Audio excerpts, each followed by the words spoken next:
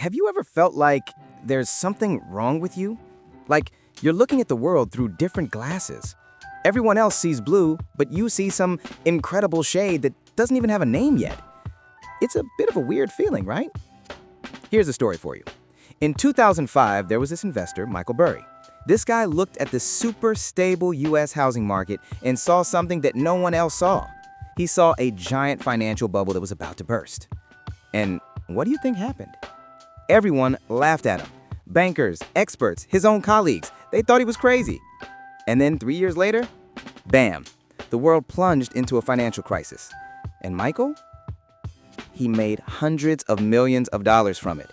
He simply saw what others refused to notice.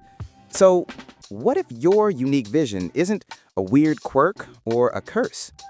What if it's your hidden superpower? But let's be real. At first, it doesn't feel like a superpower at all. Most of the time, it feels like total loneliness. You try to explain what you see, and in return, you just get blank stares and a wall of misunderstanding. People look at you like you're a freak, and you start to doubt yourself. Maybe there's something wrong with me. Maybe I should just be like everyone else. Think about poor Vincent van Gogh. Today, his Starry Night is a global masterpiece. But during his life, he was considered a failure and a psycho. He died in poverty, having sold only one painting in his entire life. His vision was so revolutionary that his contemporaries just weren't ready for it.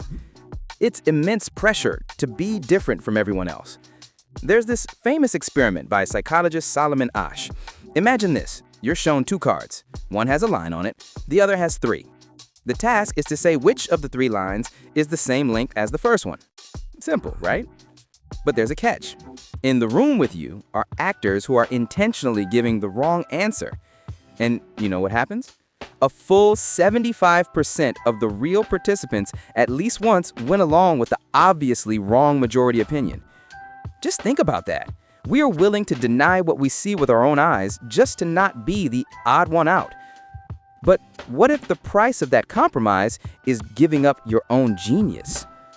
Because it's precisely in that wrong perspective that the real gift is hidden. Look at history. Absolutely all great breakthroughs were made by people who saw the world differently. Steve Jobs, he saw the computer not as an ugly gray box for nerds, but as a work of art, an elegant tool for everyone. He was obsessed with design when everyone else was chasing megahertz. And the result? Apple. Nikola Tesla, he literally saw a world permeated with invisible energy and dreamed of wireless electricity transmission. People made fun of him, called him a dreamer. And today, his name is synonymous with the future. These people weren't crazy, they were visionaries. Their ability to see the hidden and connect the invisible dots allowed them to create the future. When you see the world differently, you notice opportunities that 99% of people miss. You find a way out where others only see a wall. So maybe it's time to stop seeing it as your flaw. Okay. Let's say you're a hidden genius. But how do you live with that in the ordinary world? How do you not become a hermit locked in your own brilliant mind? This is the main question. And the answer is balance. You don't have to make everyone see the world through your eyes. First of all, that's impossible. And second, you don't need to. But you can learn to be a translator for your vision. Imagine you're a time traveler who's ended up in the Middle Ages. You're not going to stand in the main square shouting about Wi-Fi and iPhones, are you? You'd be burned at the stake. No. You'd start small. You'd create some clever mechanism that makes people's lives easier using your knowledge from the future. It's the same principle with your vision. Find common ground. Package your brilliant idea into a simple and understandable metaphor. Show people not what you see, but what benefit it can bring them. And most importantly, find your people. Find your tribe. Today, with the internet, it's easier than ever. Poor Van Gogh had no one to talk about his swirling brushstrokes. But you have the whole world in your pocket.